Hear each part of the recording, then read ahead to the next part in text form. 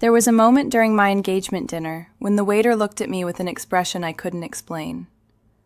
Not congratulations, not warmth, not the polite, practiced smile you'd expect from someone who has watched 100 proposals in the same dining room. Something else entirely. Something I didn't have a name for. Something that felt, in a way I couldn't quite locate, like recognition. Like he already knew something about me that I hadn't told him yet. I remember exactly what he was holding.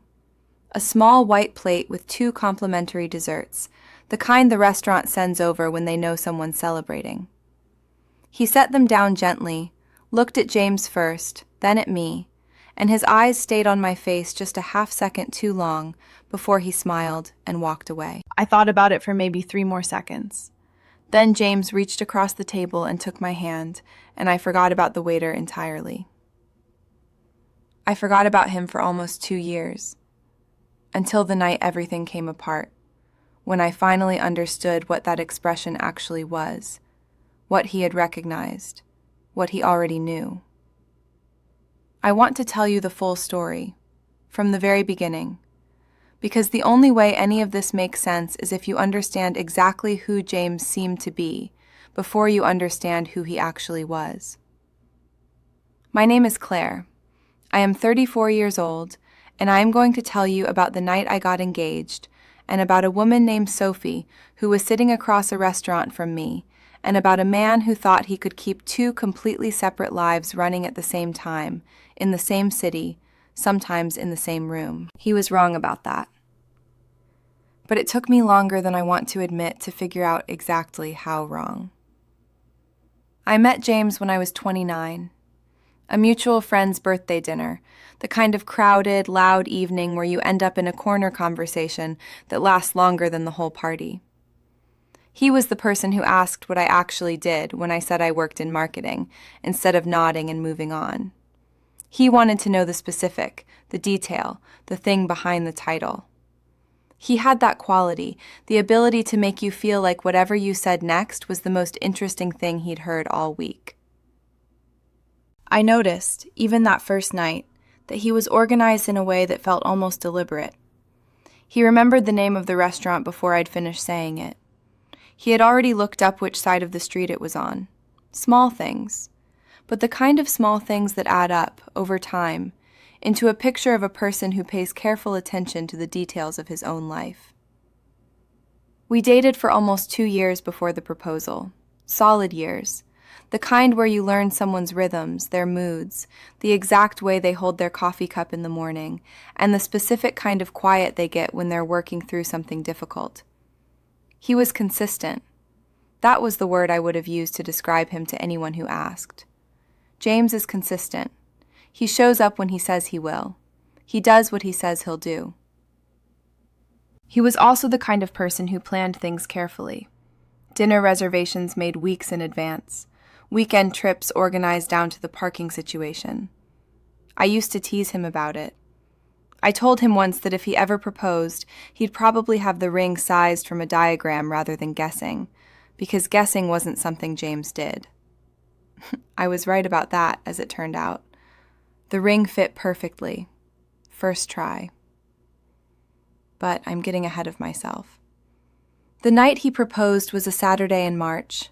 He told me that morning we were going to dinner. Nothing special, just a place he'd been wanting to try. He said it casually, the way you mention a restaurant to someone you've been with long enough that dinner doesn't require a particular occasion. I believed him. I want to be clear about that because it matters. I had no suspicion at all walking through those restaurant doors. No sense that anything unusual was about to happen. I was wearing a dress I'd worn twice before and boots that needed resoling because he'd said it was nothing special. The restaurant was called Palmieri's. Italian, upscale but not intimidating, the kind of place that uses white tablecloths and small candles in glass holders, and where the bread arrives warm without you having to ask. We'd been there once before, early in our relationship, for someone's birthday. I remembered liking it. The host led us to our table, table 12, along the back wall, slightly away from the main room's noise, but still able to see most of the restaurant from where we sat. It was a good table, quiet without being isolated. I remember thinking James must have requested it specifically, because of course he had. We ordered wine. We looked at the menus even though we'd probably already decided what we wanted. We talked about nothing particular. His week, my week, a documentary we'd been meaning to watch for a month. The ordinary texture of a Saturday evening. At some point during that conversation, I heard something. Music from somewhere deeper in the restaurant. The kind of soft instrumental background sound these places always have. But for just a moment, underneath it, I thought I heard something else. A sound I couldn't place. A voice, low and male, carrying across the room the way voices sometimes do when a restaurant has the right ceilings. I didn't turn to look. I went back to the menu. I forgot about it in seconds. James proposed about 40 minutes into dinner. He did it between the appetizers and the main course, which in retrospect was very James, not waiting until the end of the evening, not building to some elaborate finale, just finding the moment that felt right and using it. He didn't give a long speech. He wasn't that kind of person. What he said was short and direct and specific enough that I believed every word of it completely. He told me that the best thing that had happened to him in the last 2 years was understanding that he was better at everything in his life when I was in it, and that he'd like to keep it that way. Permanently, if I was willing. He reached into his jacket pocket and set a small dark box on the table between us. He didn't open it yet. He just looked at me and waited. I told him yes before he'd finished the sentence. The box opened. The ring was exactly right. Simple, brilliant cut, sized perfectly, the way I had predicted it would be. We sat there for a while just looking at each other, the way people do when something genuinely good has just happened and neither of them knows yet what comes next. I remember feeling a kind of warm stillness, the particular piece of a thing you didn't know you were waiting for finally arriving. That's when the waiter came. He was young, mid-20s maybe, dark hair, the kind of face that stays calm professionally even when it shouldn't have to. He was carrying the small white plate with the 2 complimentary desserts, the tiramisu the restaurant sends when they know someone is celebrating. He must have seen the ring or the reaction, or perhaps he'd simply been told about the reservation in advance. He set the plate down. He looked at James first, gave him a small neutral nod. Then he looked at me. And his expression changed. Not dramatically. Not in a way James would have noticed, or that I could have put into words if anyone had asked me to right then. But something moved across his face in the space of about 2 seconds. Something I had never seen on the face of a stranger delivering dessert. It wasn't unfriendly. It was careful. It was the look of a person trying very hard to feel nothing and not quite succeeding. I thought for those same 2 seconds that perhaps he was simply having a difficult night, a personal thing, nothing to do with us. I thought perhaps he was tired. Then James touched my hand across the table, and someone at a nearby table started laughing at something, and the moment dissolved entirely. The waiter said something brief and polished, "Enjoy your evening, congratulations," and walked away. I did not think about him again for almost 2 years. Looking back now from where I sit, I understand exactly what I was watching in those 2 seconds. I understand what that expression was, and what he already knew that I didn't, and why it looked the way it did on a young man who was simply trying to do his job and had accidentally found himself in the middle of something he had no idea how to navigate. But I am not going to tell you that part yet, because the only way it lands the way it should is if you know everything else first. So let me tell you about the 1.5 years after that Saturday night. Let me tell you what a happy engagement looks like from the inside. Let me tell you about the specific, ordinary texture of building a life with someone, and all the small things you explain away because you trust the person you're explaining them to. And let me tell you about the night I saw a photograph of a ring that looked exactly like mine, on the hand of a woman I had never met, time-stamped 3 hours before James slipped it onto my finger. That photograph is where everything started coming apart. But the restaurant is where everything actually began. Both stories, both of them, at the same time. I just didn't know yet that mine wasn't the only one.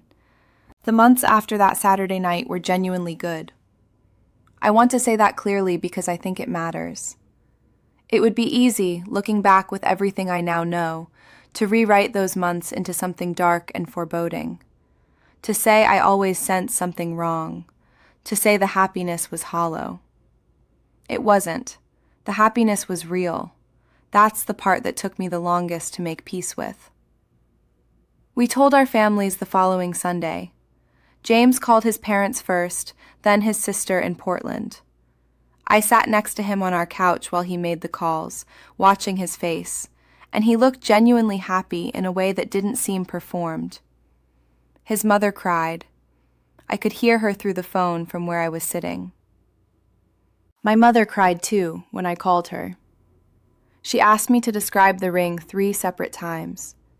She asked whether we had a date in mind, whether we were thinking about the church she'd always imagined, whether James had spoken to my father. She used the word finally, which was both irritating and completely her. We had dinner at my parents' house that same weekend. James brought wine and a jar of my mother's favorite jam from a specialty shop he'd looked up specifically because she'd mentioned it once, in passing, 6 months earlier. He remembered the name of it. My mother talked about that jam for the rest of the evening. My father shook his hand and told him he was glad he'd found somebody with a good head on her shoulders. We started talking about the wedding sometime in early summer. Nothing formal yet, just conversations that started to take shape over dinners, on walks, in the particular Sunday morning quiet we'd settled into by then. A small ceremony or a bigger one? A venue or something more personal? A long engagement or a shorter one? James wanted a shorter engagement. He said he saw no reason to wait a long time for something you'd already decided. I agreed with him. We settled on the following spring as a general target and didn't stress about the specifics yet. Life was ordinary in all the good ways. I was working on a new campaign at the agency that was taking up a lot of my mental space. James had taken on a new client that required more travel than usual, which meant some weeks were quieter than I would have liked, but nothing that felt unusual for someone in his line of work. He was a financial consultant. Travel came with the territory. He always told me where he was going. That's something I've thought about a lot since. He always had an itinerary, a hotel name, a city. He texted when he landed. He called most evenings when he was away. The detail was always there. The detail was always specific. I never had reason to question any of it. I think now that the specificity was deliberate.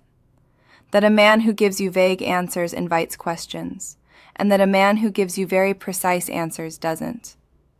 James was precise in the way that forecloses curiosity. You ask where he is, he tells you the hotel name and the floor. There is nothing left to wonder about. There were small things, though. I want to be careful here because I'm not trying to rewrite those months into a thriller I missed the clues to. But there were things, small things. Things I noticed at the time and explained away because the explanation I gave them fit comfortably enough that I let them rest. The phone thing was one. James kept his phone face down on most surfaces. He said it was a habit from work meetings, something about staying present, not letting notifications pull his attention. I thought it was considerate, actually. A lot of people I knew couldn't eat dinner without checking their phone 3 times. James could sit for 2 hours without touching his. I only thought about that habit differently much later, when I understood that face down wasn't about staying present. It was about keeping a screen private. There was a name I heard once. I don't know when exactly, somewhere in the middle months of the engagement. We were getting ready to go out somewhere. He was on the phone in the other room, and I heard him say a name I didn't recognize, in a tone that sounded familiar. The kind of easy, warm tone you use with someone you've known long enough that greetings don't need ceremony. When he came into the room, I asked who he'd been talking to. He said it was a client. I asked the name because I was curious. He told me a name that was different from the one I'd heard. I remember noticing the difference and then deciding I'd probably misheard the first one. I don't know, even now, whether I actually misheard it. I suspect I didn't. But I had no reason at that point to investigate a name, and so I didn't. There was a weekend in August that got rearranged at the last minute. We'd planned to drive up to visit his college friend and his wife, a couple James had stayed close with, the kind of old friendship that survives geography. He called me Thursday afternoon and said the trip was off. The friend had something come up. I didn't think much about it. Plans fall through. I made other plans for the weekend. James said he had work to catch up on anyway, and he spent most of Saturday at his desk, which was nothing unusual. When I mentioned the rescheduled trip to his college friend Danny several months later, Danny looked at me with a slightly confused expression for just a second before he smoothed it over and agreed. Right, that August weekend. Yeah, something came up. I didn't catch it in the moment. Danny was easy and natural about it, and I moved on to something else. But I'm telling you now because it matters later. That half second of confusion before someone agrees with the story they've been asked to back up without warning. Most of the engagement, though, was nothing like these small, easily explainable things. Most of it was Sunday mornings and wedding venue appointments, and arguing about which caterer's risotto was better, and trying to figure out how to seat my mother and my aunt at the same dinner without creating an international incident. We found a venue in October, a restored farmhouse about an hour outside the city, the kind of place that has original wood beams and fairy lights strung between old oak trees, and a catering team that actually knew what they were doing. We walked through it on a rainy Tuesday afternoon, and both of us looked at each other in the parking lot afterward and said yes at the same time. We put down the deposit that week. April 14th was our date. 8 months away. James was calm and happy about it in his particular, contained way. He said he was glad we were being practical about the timeline. He said he hated the idea of a long engagement drawing things out. I understand that differently now. My friend Danny met us for dinner around this time. She was one of my closest friends from college, the kind of friendship that doesn't require constant maintenance, just picks up again exactly where it left off. She lived on the other side of the city, worked at a nonprofit that kept her busier than she wanted to admit. Danny and James had met a handful of times over the years, enough to be comfortable with each other. She asked him questions that night in the direct way she always did, about his work, about whether he was nervous about getting married, about what he thought made a marriage actually work long term. He answered all of them easily, the way he answered most questions, with something specific enough to feel genuine. He said he thought the thing that made marriages work was being honest about the small things before they became big ones. He said that. Honest about the small things before they become big ones. I remember Danny looking at me after he said it. One of those brief, shared glances that women pass between each other sometimes, that mean nothing and everything simultaneously. I thought she was simply agreeing with him, that she liked what he'd said. I filed it away as one of those moments where James said something that made me proud of him. Danny brought it up again later, after everything happened. She told me she'd actually been looking at me when she glanced over, not at James. She'd been watching my face to see whether I believed him. She said she decided, sitting at that dinner table, that I did believe him, completely, and that she didn't know what to do with the small, uncomfortable thing she'd been carrying since earlier that same evening. The thing she'd seen at the restaurant bar while waiting for a table, before James and I arrived. The thing she decided, that night, she must have simply misread. She hadn't misread it. But I didn't know that yet. I went home that night feeling lucky, feeling settled, feeling like the year ahead of me was the best kind of uncomplicated, and that the farmhouse with the oak trees and the April date was exactly the kind of future I'd been building toward. I had no idea that something Danny had seen at a bar, something she'd talked herself out of mentioning, was about to become the thread I pulled that unraveled everything. and I had no idea that, somewhere across the city, a woman named Sophie was planning an April wedding too. It started with a photograph I wasn't supposed to see. Not a hidden photograph, not something buried in a phone I'd gone looking through. Just a perfectly ordinary photograph that showed up in the perfectly ordinary way that photographs show up now.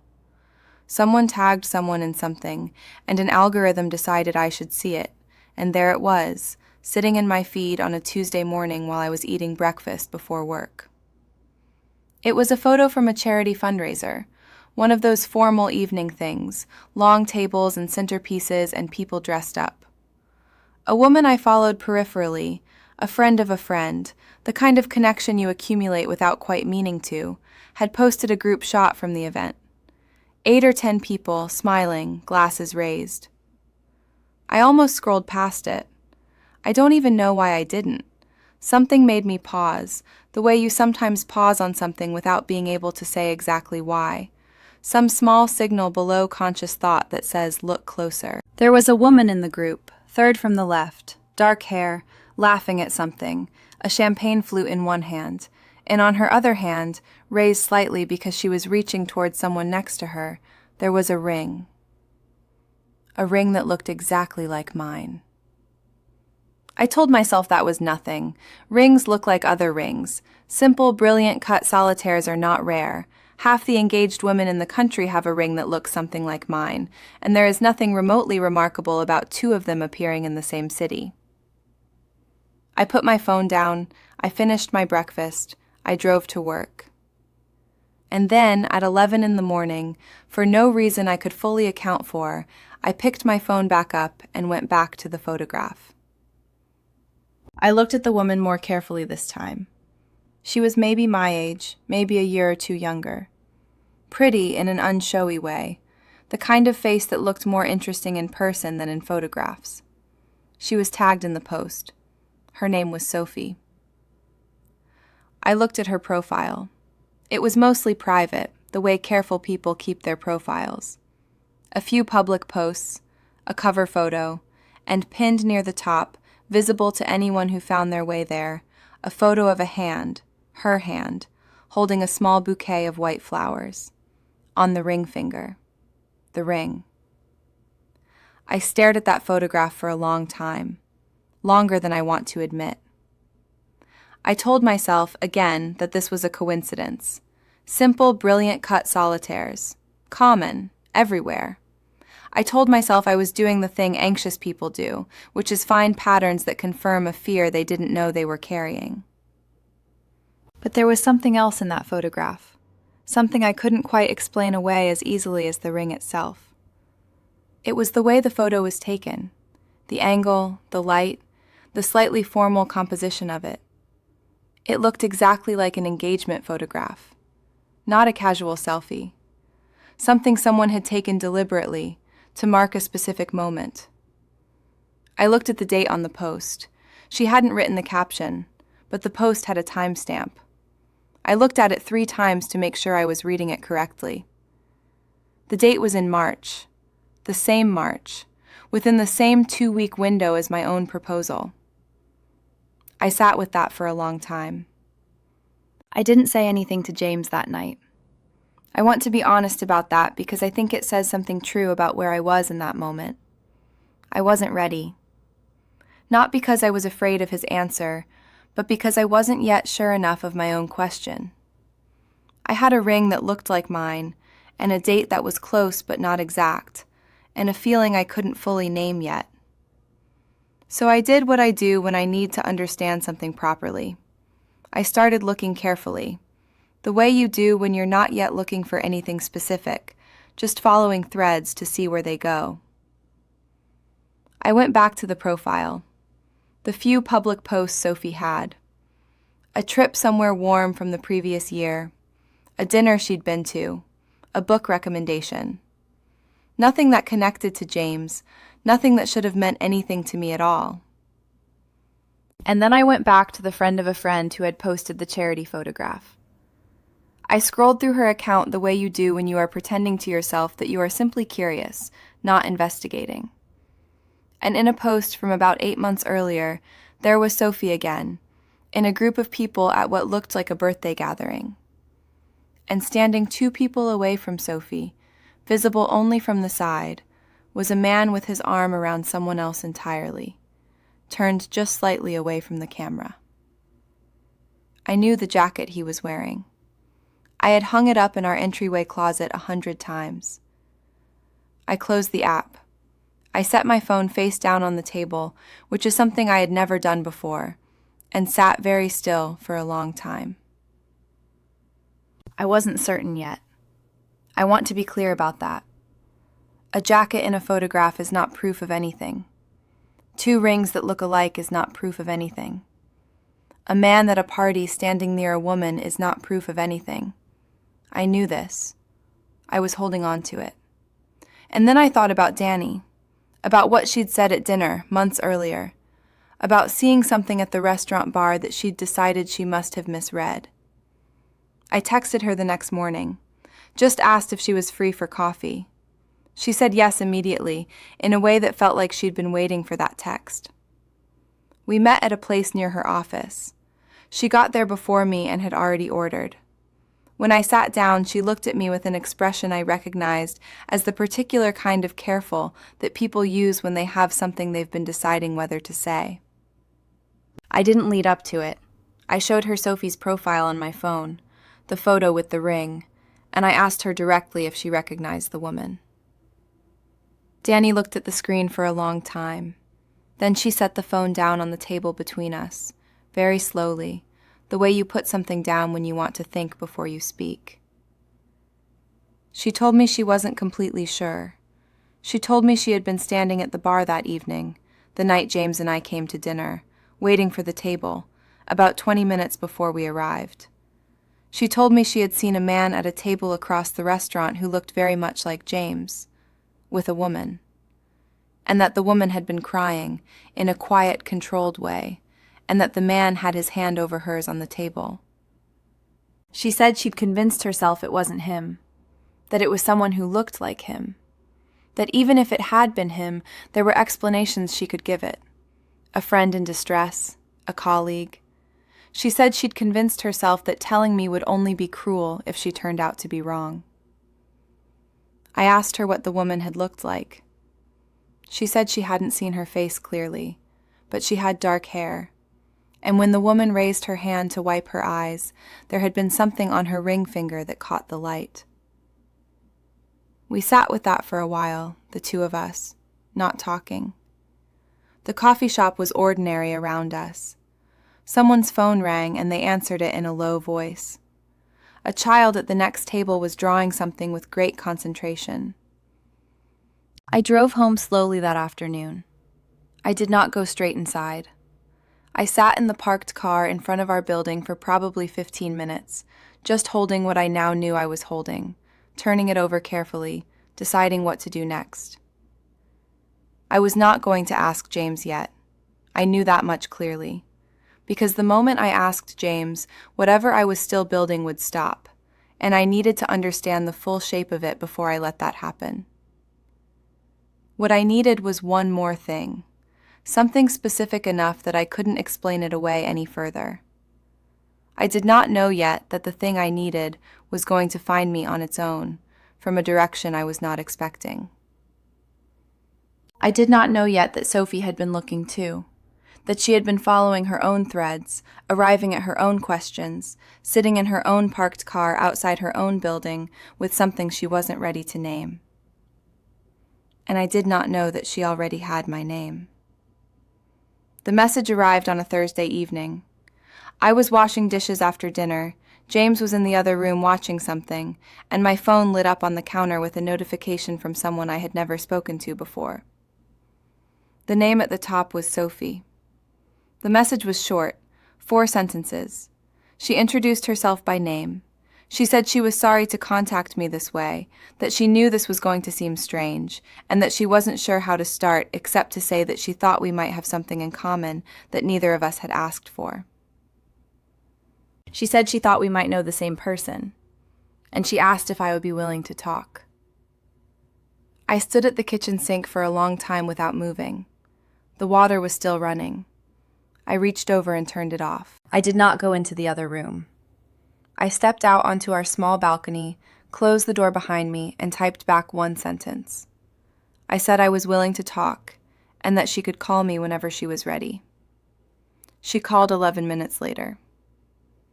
Her voice was careful.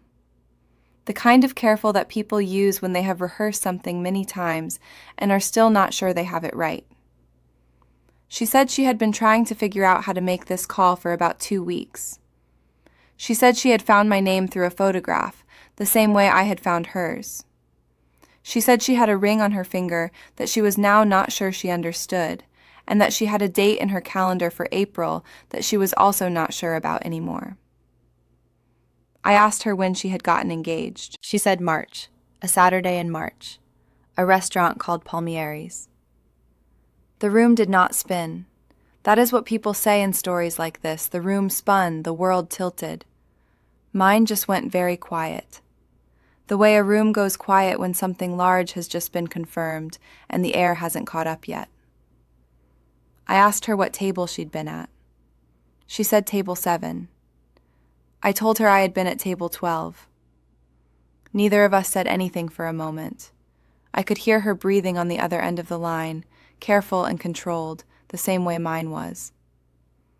She said she had wondered, for the past 2 weeks, whether she had gotten it wrong, whether she had built something out of coincidences because she was looking for a pattern that wasn't there. She said hearing me say table 12 was the thing that made it real. I told her I understood that I had been doing the same thing, looking for an explanation that let the coincidences stay coincidences. We talked for almost 2 hours that night. I sat on that balcony until the air got cold and I couldn't feel my feet properly, and I stayed because there was no version of that conversation I wanted to pause and come back to later. Sophie told me her side. She had met James through work. He had been brought in as a consultant on a project at her company about 3 years earlier, which was while James and I had been together. They had dated for almost a year before he proposed. He traveled for work, she said, which meant there were weeks at a time she didn't see him. But he always called, always had a hotel name and a city, always came back with something specific to say about wherever he'd been.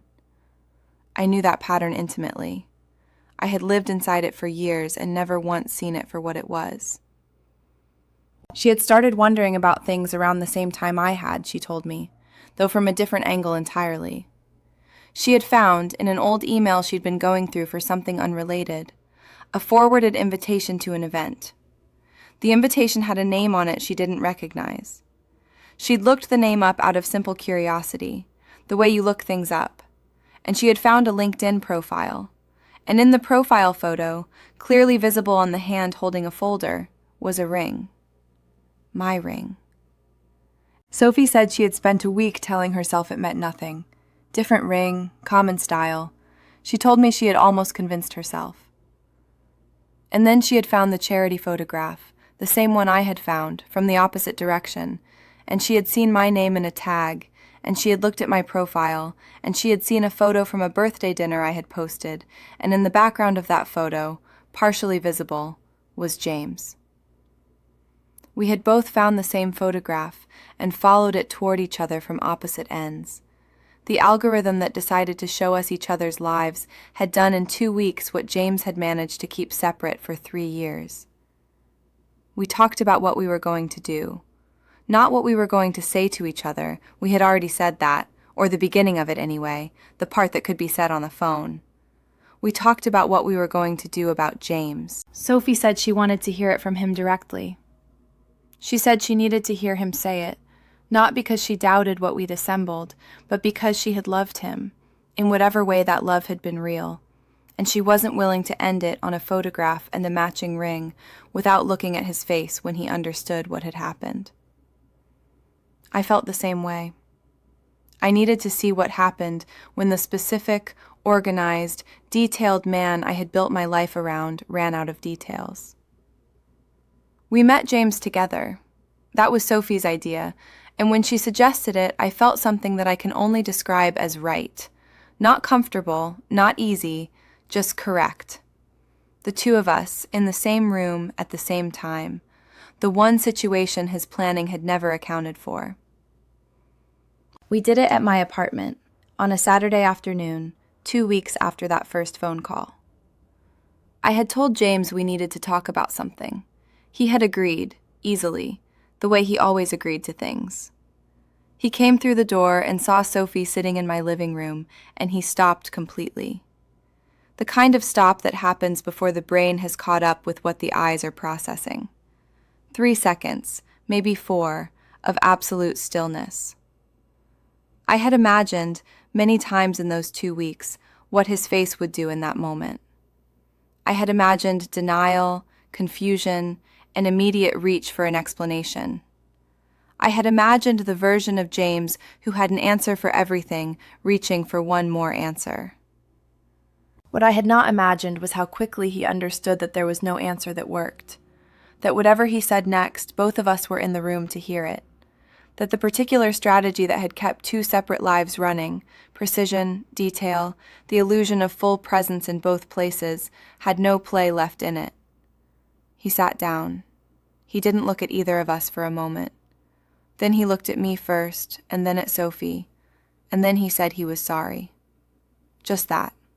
I'm sorry. Not an explanation, not a defense, just the words, offered into a room where they cost almost nothing now because it was so far past the point where they could help. I asked him about the restaurant, about Palmieri's, about the same night, the same place, 2 different tables. He told us he had made reservations at 2 different times, Sophie at 7:30, me at 9. He said he had planned it so there would be no overlap, that the timing was deliberate, that he had accounted for everything. I asked him what he thought was going to happen after both of us said yes, after both of us put on the rings, after both of us started planning April weddings in the same city. He didn't answer right, have a clean answer for that. What he said, eventually, was something about not having thought that far, about living inside the present tense of each situation without fully building out the future. It was, I realized, the most honest thing he had ever said to me, and also the most devastating, because it confirmed that the precision and the planning had never extended to us, to what we were, to what we deserved. There was one more thing I needed to understand. I asked him about the waiter, about the expression I had never been able to name. He was quiet for a moment. Then he told me the waiter had seated Sophie's table earlier that evening. He said when the waiter brought the desserts to our table and looked at me, he had recognized my face. Not from seeing me before, but because Sophie had shown him a photo of me once. The way people sometimes show photos to people they are with, without meaning anything by it. The waiter had looked at me with that expression because he had seen my face in Sophie's phone. Because he had looked at me and known, in the way that only people with complete information can know something, exactly what was happening at both tables that night. That look. That expression I had filed away and forgotten for almost 2 years. The look that was not congratulations and not warmth. It was the look of a young man who recognized someone and had absolutely no idea what to do with that recognition. Now I did. What happened next, what Sophie and I said to each other after James left, what we figured out we were to each other now that the person we'd had in common was gone, that part of the story surprised me more than anything James had ever done. It turned out that the most important relationship that came out of that Saturday night at Palmieri's wasn't the one either of us had been there for. After James left that Saturday afternoon, Sophie and I sat in my living room for a long time without talking. The light outside had started to change, the way it does in late afternoon, and neither of us moved to turn on a lamp. She was the one who finally spoke. She said she should probably go home. I remember telling her she didn't have to, not yet, and she looked at me like that surprised her more than anything else that day had. We ordered food. Neither of us wanted to cook, and neither of us wanted to be alone yet, so we sat on my couch with takeout containers between us and talked until almost midnight about things that had nothing to do with James at all. That was the first night I understood something I hadn't expected. The person in the world who understood exactly what I was feeling wasn't an old friend or my mother or anyone who had known me for years. It was a woman I had met 8 hours earlier. The weeks after that were not dramatic. I want to say that clearly because I know a story like this can start to feel like it should end in some big, loud scene. It didn't. It ended in a series of small, quiet, exhausting tasks. I took my ring to a jeweler 2 blocks from my apartment and asked what my options were. The woman behind the counter didn't ask why. I think she could tell from my face that she shouldn't. James moved his things out over 2 weekends. I wasn't there for either of them. I stayed at Sophie's apartment those 2 days, which still strikes me as strange when I say it out loud. The woman he'd also proposed to became the person whose couch I slept on while he packed boxes in my old bedroom. We told people separately at first.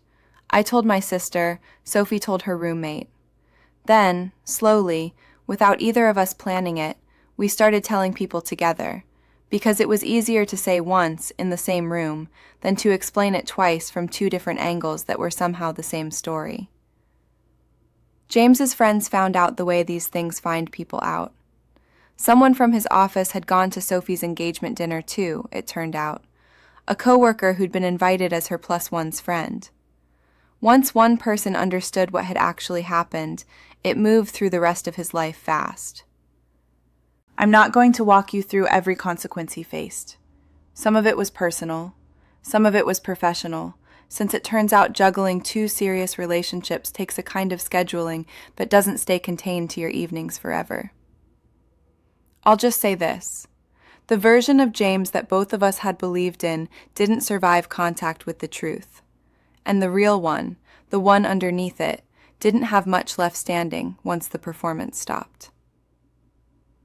I've thought about this a lot since then, and I've decided he isn't actually the interesting part of this story anymore. He was for a long time. He isn't now.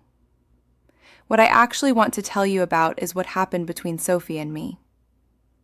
It would have been easy for us to become nothing to each other, to exchange a few kind words, agree we'd both been wronged, and go back to 2 separate lives that happened to intersect for one terrible spring. That's what I expected, if I'm honest. I didn't think we'd stay close. I thought we'd be a chapter in each other's story, not a continuing one. That isn't what happened. Sophie called me about 3 weeks after James moved out, just to ask how I was doing. I remember being surprised that she'd thought to check. I called her back a few days later for the same reason. Neither of us said it out loud, but we had started keeping an eye on each other.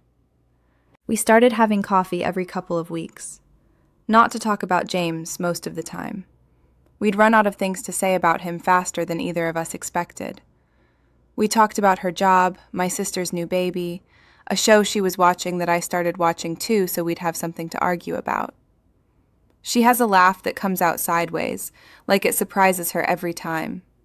I noticed that the second week we knew each other, and I still notice it now, more than a year later. I want to be careful here, because I don't want to make this sound tidier than it was. We were not instantly best friends. There were moments, especially early on, where I'd look at her and feel something complicated I didn't have a clean name for. Not jealousy exactly, something more like grief standing next to grief, each of us seeing our own reflection in the other's face. I think what made it work, in the end, was that neither of us ever asked the other to perform being fine. If one of us had a bad week, we said so.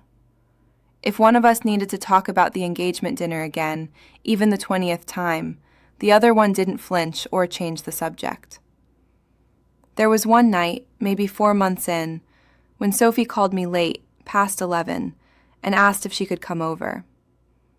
She sat on my couch, the same couch from that first afternoon, and told me she'd found her old engagement photos on her phone that day, the ones from right after James proposed to her, and she hadn't been able to stop looking at them.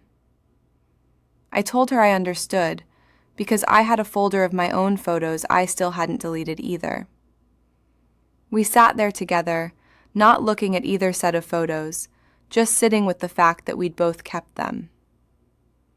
That's the part of this whole story that surprised me the most. More than the discovery, more than the confrontation. Not that a man could deceive two women at once. People do terrible things, and I'd learned that lesson the hard way. What surprised me was that something real and good could grow directly out of the wreckage of something fake. I've had a lot of time to think about trust since then, about what it actually is and what I got wrong about it. I used to think trust was about a person. You decided someone was trustworthy, and then you trusted them, and that was that. I don't believe that anymore. I think trust is really about attention, about whether you let yourself notice the small things that don't fit, or whether you file them away because noticing them would cost you something you're not ready to lose. James wasn't good at hiding things. I was good at not looking. I don't say that to blame myself. I've worked hard not to do that, and a good therapist helped me get there faster than I would have on my own. I say it because it's true, and because I think it's the only part of this story that might actually be useful to someone listening who hasn't lived it yet. If something feels slightly wrong and you can't explain why, that feeling is data.